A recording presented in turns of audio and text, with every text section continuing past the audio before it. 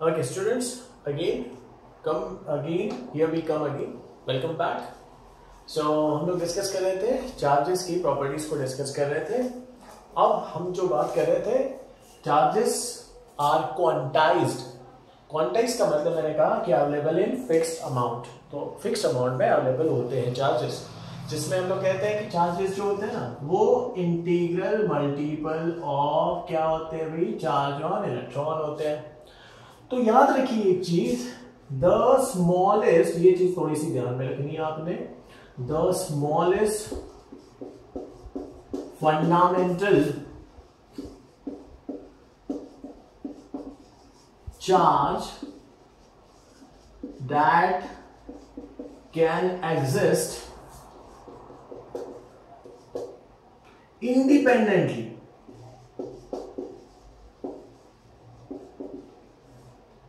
is electron, is charge on electron.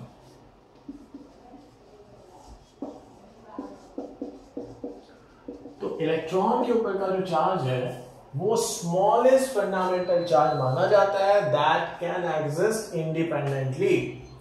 ठीक है, the smallest fundamental charge that can exist independently is charge on electron. और वो कितना होता है आप सभी को पता है, that is which is equal to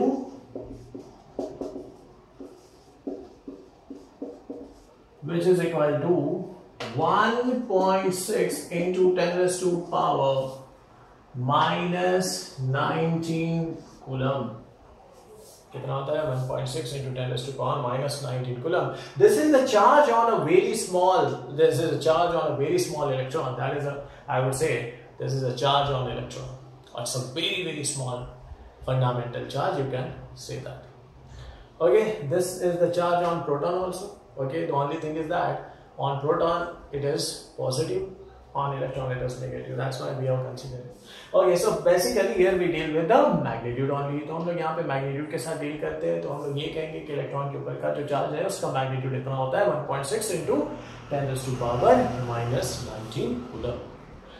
okay, so अब अगर हम लोग बात करते हैं कि देखिए क्या है कि आपके सिलेबस के हिसाब से हम जो है सब एटॉमिक पार्टिकल्स को इलेक्ट्रॉन्स, प्रोटॉन्स और न्यूट्रॉन की बात करते हैं. इसके बाद में रिसर्च हुए और भी कई पार्टिकल्स, क्वार्क की अगर बात करें, क्वार्क, थोड़ा सा ध्यान दीजिएगा. क्वार्क पार्टिकल्स की बात करें तो याद रखिए इसके ऊपर का जो चार्ज होता है, क्वार्क पार्टिकल के ऊपर का जो चार्ज होता है वो होता है 2/3 इलेक्ट्रॉन और E/3 के बराबर होता है. 2/3 E और E/3. ये क्वार्क की बात कर रहा हूं, किसकी बात कर रहा हूं, क्वार्क. अब आप बोलोगे कि ये तो इससे भी छोटा है, तो इसे फंडामेंटल क्यों नहीं माना गया. तो इसे फंडामेंटल इसलिए नहीं माना गया बिकॉज हमने क्या कहा कि the smallest fundamental charge that can exist independently वो इलेक्ट्रॉन होता है. ये इंडिपेंडेंटली एग्जिस्ट नहीं करते हैं, इसलिए इसे फंडामेंटल नहीं माना गया है. फिलहाल इसको आप दिमाग से दूर रखिए, ये आपके सिलेबस में नहीं है, इतना ध्यान में रखिए. लेकिन थोड़ी सी इंफॉर्मेशन आपको होना चाहिए कि ये इंडिपेंडेंटली एग्जिस्ट नहीं करते हैं, इस वजह से इसे फंडामेंटल नहीं माना गया. जबकि आपका इलेक्ट्रॉन जो है वो इंडिपेंडेंटली एग्जिस्ट करता है, और इसलिए हमने उसको बोला गया है कि this is the fundamental charge that can exist independently, जिसे कहेंगे चार्ज ऑन इलेक्ट्रॉन. इतना याद रखिए, ठीक है. तो ये फंडामेंटल है क्या, नहीं है, इतना याद रखिए. जबकि ये चार्ज इससे छोटे हैं, लेकिन ये फंडामेंटल इसलिए नहीं है बिकॉज इंडिपेंडेंटली एग्जिस्ट नहीं करते हैं, जबकि चार्ज ऑन इलेक्ट्रॉन जो होता है वो इंडिपेंडेंटली एग्जिस्ट करता है. ओके, सो कॉपी कर लीजिए, से आगे बढ़ते हैं.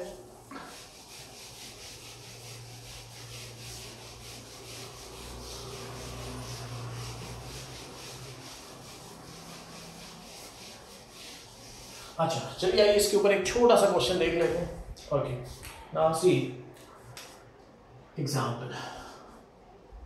तो एग्जाम्पल में हम लेते हैं कि can 66.4 into 10 raised to power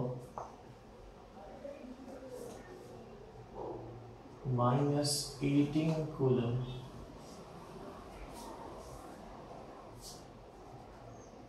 18 coulomb charge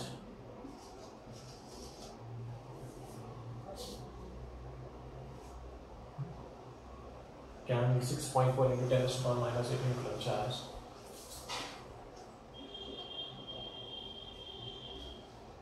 give to a body. किसी बॉडी को इतना चार्ज दिया जा सकता है? एक बार फिर से देखो, बड़ा क्वेश्चन बड़ा इंटरेस्टिंग है। आपको बोला गया है क्या इतना चार्ज दिया जा सकता है? आपका आंसर यस और नो, दो चीजें होगी। आइए इतना देख लेते क्या होगा। चलो इसको समझने के लिए आपको यहाँ पूछा गया है कि इतना चार्ज किसी बॉडी को दिया जा सकता है या नहीं दिया जा सकता। तो आइए जरा चेक करते हैं। तो इसमें ये चार्ज दिया जा सकता है या नहीं दिया जा सकता है। लेट अस कंसीडर कि ये बॉडी है, इसको जो चार्ज दिया गया, ये बॉडी को चार्ज किया गया और इस बॉडी के ऊपर चार्ज आ गया। वो कह रहा है कि ये इस बॉडी पे चार्ज करने के बाद इतना चार्ज आ सकता है इस पे, तो ये आपसे पूछा जा रहा है। तो आइए जरा समझ लेते क्या। तो देखोगे अब यहाँ पे इतना चार्ज दिया जाएगा या नहीं दिया जाएगा, इसके लिए हम लोग जो प्रॉपर्टी डिस्कस करने वाले हैं वो है क्वांटाइजेशन ऑफ चार्ज। क्या कहता है क्वांटाइजेशन ऑफ चार्ज? कि किसी भी बॉडी पे अगर आप उसे चार्ज देते हो तो उसके ऊपर का चार्ज हमेशा integral multiple of charge on fundamental charge के बराबरी का होगा। तो क्या हो सकता है, as per, now listen guys, as per quantisation of charge, किसी भी बॉडी पे जो चार्ज आता है वो किसके बराबर होता है? Q is equals to n times C। So simple, n times C। अब हम लोग देखेंगे n क्या हो जाता है गाइस, n हो जाएगा Q अपॉन E। अब ये Q, इसे Q मान लीजिए आप, दिस वुड बी Q। वो कह रहा है इतना चार्ज किसी बॉडी पे इतना चार्ज दिया जा सकता है, ये सवाल किया जा रहा है। मतलब मान लो कि किसी बॉडी पे इतना चार्ज है, मतलब कैपिटल Q की वैल्यू कितनी है? 6.4 into 10 to power 6.4 into 10 to power minus 18।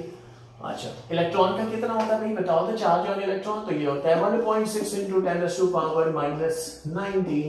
आप इसे देखो क्या हो जाएगा, ऊपर चले जाएगा, ये हो जाएगा 6.4 इंटू 10, यहाँ एक बचता है ना, तो ये ऊपर जाके 10 हो जाएगा और नीचे क्या बचेगा? 1.6 बचेगा, राइट। अच्छा ये हटा दो, ये हटा दो। अच्छा कितना हो जाएगा बताओ? 16 4 64, 4 इंटू 10, अब ये कितना हो जाएगा? 40। तो n की वैल्यू क्या आ रही है गाइस? तो n की वैल्यू आ रही है आपकी 40। तो भाई ये तो इंटीजर वैल्यू है, मतलब इतना चार्ज दिया जा सकता है। बिकॉज आपका क्वांटाइजेशन ऑफ चार्ज के रिस्पेक्ट में क्या बात की गई है? तो क्वांटाइजेशन ऑफ चार्ज आपको ये कहता है कि चार्जेस को हम लोग क्वांटाइज कह सकते हैं तभी जब n की वैल्यू क्या होनी चाहिए? इंटीजर होनी चाहिए। तो charges always integral multiple of electron, charge on electron. तो n की वैल्यू देखो, इंटीजर वैल्यू आई है 40 बताई जा रही है। तो इसका मतलब है कि यहाँ पे इस चार्ज को, इस किसी बॉडी को इतना चार्ज हम लोग देख सकते हैं, ठीक है। तो गाइस इतना charge we can easily give to a body. तो कितना हो जाएगा? n की वैल्यू कितनी हो जाएगी? 40। तो याद रखिए n की वैल्यू 40 एक इंटीजर वैल्यू है, इट इज एन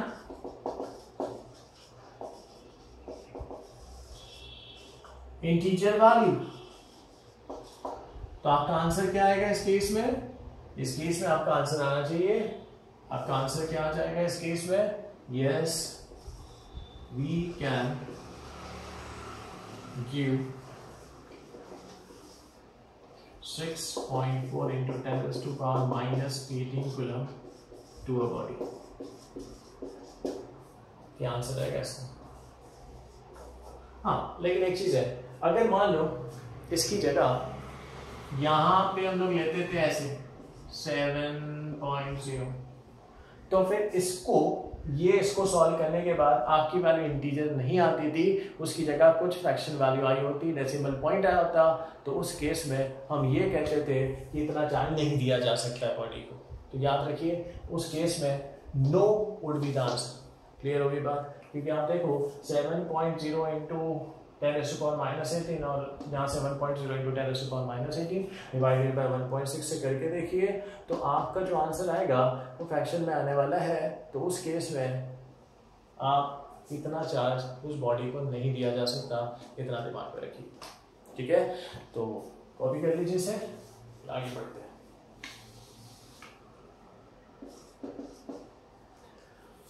ओके, सो आगे बढ़े। चलिए,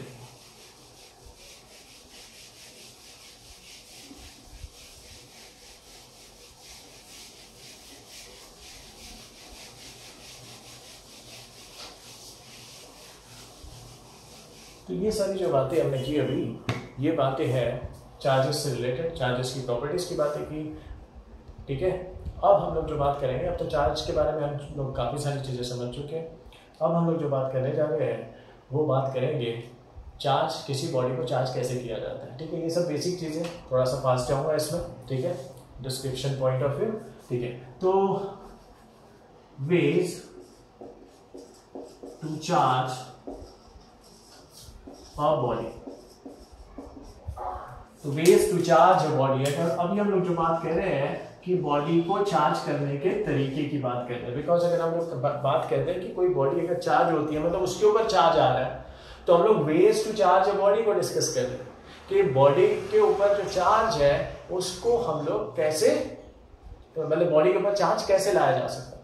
तो याद रखिए गाइस, देयर आर 3 मेथड्स, 3 तरीके से हम लोग किसी बॉडी को चार्ज कर सकते हैं। देयर आर 3 मेथड्स जिसका यूज करके हम लोग किसी भी बॉडी को चार्ज कर सकते हैं।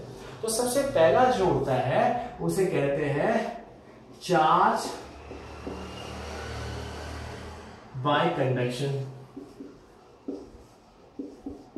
तो पहला है गाइस चार्ज बाय कंडक्शन, दूसरा है चार्ज बाय इंडक्शन, और तीसरा है चार्ज बाय फ्रिक्शन।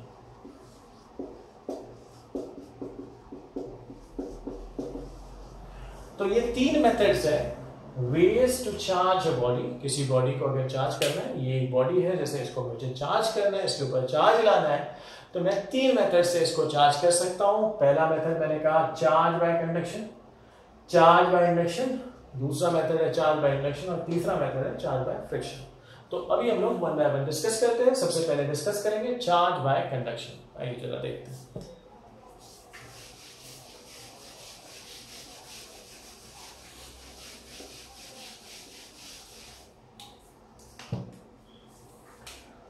तो अभी हम लोग जो डिस्कस कर रहे हैं, very first method to charge a body, and that method is called as charge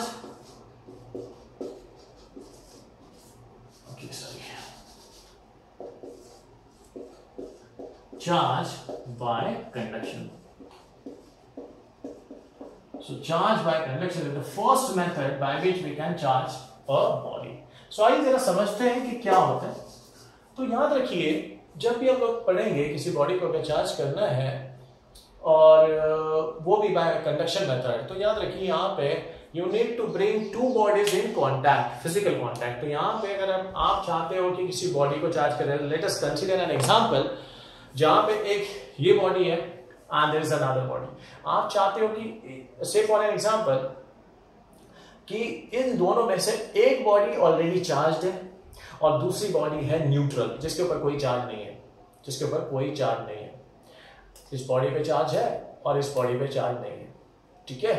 तो अब सवाल ये उठता है कि आप चाहते हो कि इस बॉडी पे जो चार्ज नहीं है, इसको जैसे न्यूट्रल बॉडी कही जा रही है, और इस बॉडी पे ऑलरेडी चार्ज है। मान लो इस पे एक पॉजिटिव चार्ज, तो इस बॉडी पे पॉजिटिव चार्ज है और आप इस बॉडी को चार्ज करना चाहते हो, और इस बॉडी पे कोई चार्ज नहीं है, दैट्स अ न्यूट्रल बॉडी।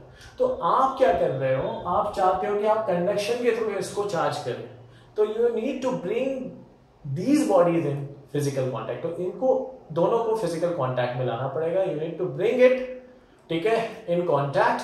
तो जब ये एक दूसरे के कॉन्टैक्ट में आएंगे, then only charge will transfer from one body to other. तो यहां पे तब चार्ज ट्रांसफर होना स्टार्ट हो जाएगा, और इस तरीके से जो दूसरी बॉडी जो न्यूट्रल थी वो भी चार्ज हो जाएगी। तो आइए जरा देखते हैं। मान लीजिए चार्ज बाय कंडक्शन की अगर बात करते हैं तो हमारे पास मान लो एक बॉडी है जिसके ऊपर जो है एक पॉजिटिव चार्ज है। ओके, तो मान लो इसके ऊपर है प्लस क्यू, इसके ऊपर क्या है प्लस क्यू, ठीक है। अब एक दूसरी बॉडी है जो कि न्यूट्रल है। हम लोग इसको ऐसे कर देते हैं, न्यूट्रल बॉडी, ठीक है। ये कौन सी बॉडी है आपकी चार्ज, और ये कौन सी बॉडी है न्यूट्रल।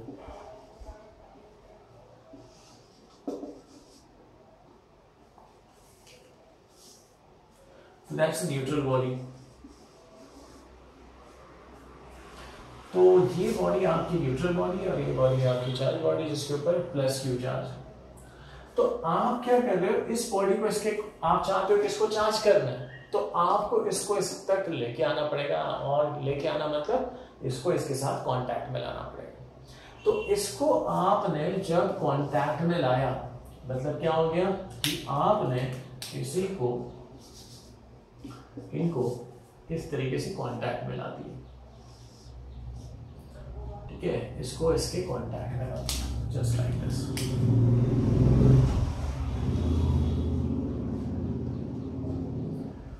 तो जैसे ये फिजिकल कांटेक्ट में आते हैं तो जिसके ऊपर जो चार्ज होता है, जो चार्ज बॉडी है, अब वो पॉजिटिव चार्ज है।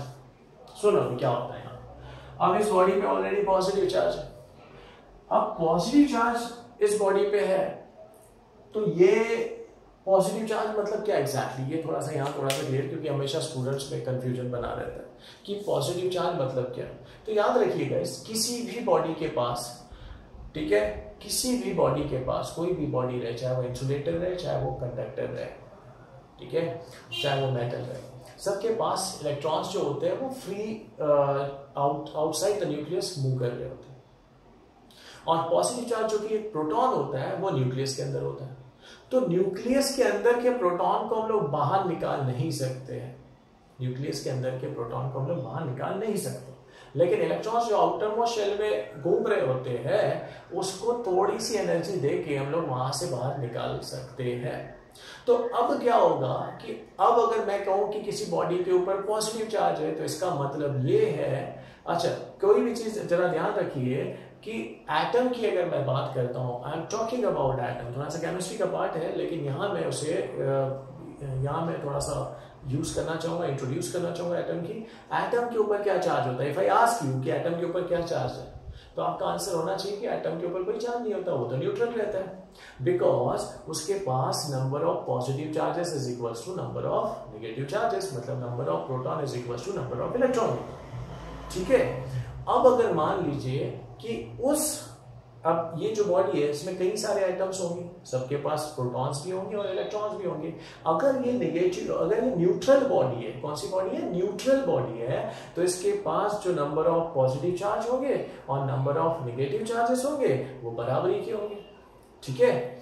अब क्या है कि मान लो यहां से कुछ इलेक्ट्रॉन्स निकल के किसी दूसरी जगह चले गए, इस बॉडी के पास आ गए, मान लो यहां से 10 इलेक्ट्रॉन निकल गए। अब 10 इलेक्ट्रॉन निकल गए, ठीक है, तो पहले इसके पास नंबर ऑफ पॉजिटिव चार्ज और नंबर ऑफ नेगेटिव चार्ज बराबरी के थे। अब यहां से 5 निकल गए, मतलब 5 शॉर्ट हो गए, मतलब 5 इलेक्ट्रॉन शॉर्ट हो गए। अगर 5 इलेक्ट्रॉन शॉर्ट हो गए तो इसका मतलब है इसके पास 5 प्रोटॉन एक्सेस हो गए। 5 इलेक्ट्रॉन का शॉर्ट होना मतलब 5 प्रोटॉन ज्यादा इलेक्ट्रॉन से। तो इस बॉडी के ऊपर जो चार्ज आएगा वो उन 5 प्रोटॉन के कारण यहां इसके ऊपर चार्ज आएगा, जिसे हम लोग पॉजिटिव चार्ज कहेंगे। अब जो कि मैंने कहा कि ये जो दूसरी बॉडी थी इसके पास 5 इलेक्ट्रॉन यहां से निकल के यहां आ गए। अब ऑलरेडी ये भी पहले न्यूट्रल थी, इसके पास भी number of positive charges is equal to number of negative charges थे, लेकिन यहां से जो 5 इलेक्ट्रॉन आ गए मतलब 5 नेगेटिव चार्जेस यहां आ चुके हैं, 5 नेगेटिव चार्जेस यहां आ चुके हैं। इसका मतलब है इसके ऊपर जो चार्ज डेवलप होगा वो एक नेगेटिव चार्ज डेवलप होगा, तो ये वाली जो बॉडी है वो नेगेटिवली चार्ज कहलाएगी। क्लियर होगी बात? तो आइए जरा समझते क्या होगा। अब क्या होगा भाई, ये इसके पास पॉजिटिव थे, और इसके पास ये तो एक न्यूट्रल बॉडी है। जैसे ही आप इसको इसके कांटेक्ट में लेके आते हो तो ये वाला जो बॉडी है इसके पास इलेक्ट्रॉन्स होंगे और इलेक्ट्रॉन्स की एफिनिटी किसकी होती है? पॉजिटिव की। तो यहां से कुछ इलेक्ट्रॉन यहां ट्रांसफर हो जाएंगे, यहां से कुछ इलेक्ट्रॉन इस पॉजिटिव की तरफ बढ़ेंगे, इस पॉजिटिव चार्ज की तरफ यहां से कुछ इलेक्ट्रॉन ट्रांसफर होंगे और ट्रांसफर होने के बाद इसके ऊपर भी चार्ज डेवलप हो जाएगा बिकॉज इसके पास डिफिशियंसी ऑफ इलेक्ट्रॉन आ जाएगी, जो कि पहले न्यूट्रल था। तो बराबर ही के पॉजिटिव चार्ज और नेगेटिव चार्ज दोनों बराबर ही के थे। लेकिन अब क्या है कि इसमें कुछ इलेक्ट्रॉन्स यहां ट्रांसफर हो गए, इस वजह से इसको डिफिशियंसी आ गई। डिफिशियंसी किसकी? इलेक्ट्रॉन की आ गई। और इसके पास पॉजिटिव थे तो इसका ऑलरेडी पॉजिटिव चार्ज था, तो कुछ इलेक्ट्रॉन यहाँ पे आ गए तो इसका चार्ज चेंज हो जाएगा, चार्ज का मैग्नीट्यूड बदल जाएगा और इसके ऊपर का भी चार्ज चेंज हो जाएगा, इसके ऊपर भी चार्ज आ जाएगा। जो पहले न्यूट्रल थी बॉडी वो अभी चार्ज, इसके ऊपर भी चार्ज डेवलप हो जाएगा। अब इस केस में क्या होगा गाइस, एक इंपॉर्टेंट पॉइंट यहाँ नोट कीजिएगा कि इसके ऊपर हो सकता है कि Q डैश आ जाए और इसके ऊपर क्या चार्ज था? Q। तो इसको मैं ऐसे मान लेता हूं कि after this it can be Q and Q dash, ठीक है, Q एंड Q डैश। लेकिन एक चीज याद रखना कि इस केस में हमेशा दोनों बॉडीज पे जो चार्ज आएंगे वो हमेशा पॉजिटिव रहेंगे। क्या रहेंगे? पॉजिटिव। इस केस में बाय दिस मेथड जब आप किसी न्यूट्रल बॉडी को चार्ज बाय कंडक्शन करते हो तो जो कंडक्शन के बाद जो बॉडी पे जो चार्ज डेवलप होता है वो चार्ज उसी नेचर का होता है। नेचर की बात कर रहा हूं मैं, मैग्नीट्यूड की बात नहीं कर रहा हूं। उसी नेचर का होता है जिस नेचर की चार्ज बॉडी होती है। अगर ये पॉजिटिव है तो ये भी आफ्टर कंडक्शन ये भी इस पे भी जो चार्ज आएगा वो पॉजिटिव चार्ज आएगा। अगर ये नेगेटिव चार्ज होता था तो आफ्टर कंडक्शन इस पे भी नेगेटिव चार्ज डेवलप हो जाता था। समझ में आ रहा है? तो इस तरीके से कंडक्शन से बॉडी चार्ज हो जाती है। अब सवाल ये होता है कि दोनों पे सेम चार्ज कब आएगा? सेम का मतलब होता है कि इसके ऊपर का चार्ज, अगर मान लो इसके ऊपर 5 कूलम है, आफ्टर कंडक्शन इस पे 5 कूलम आ रहा है तो इस पे भी 5 कूलम कब आएगा? ये तभी पॉसिबल है गाइस जब दोनों जो बॉडीज है उसका मटेरियल साइज डायमेंशन सेम। अगर इस दोनों बॉडी का सेम मटेरियल सेम नेचर की अगर बॉडी रही, ठीक है, डायमेंशन अगर सेम रहे तो उस केस में आफ्टर कंडक्शन दोनों बॉडीज के ऊपर सेम चार्जेस एक्वायर होते हैं। सो यहाँ पे हम लोग चार्ज बाय कंडक्शन डिस्कस किया हमने, यहाँ पे इसको यहाँ कंक्लूड करते हैं। इससे जुड़े हुए ढेर सारी जो बातें हैं या फिर आपके डाउट्स हैं ये हम लोग नेक्स्ट वीडियो लेक्चर में कंटिन्यू करेंगे। Thank you students.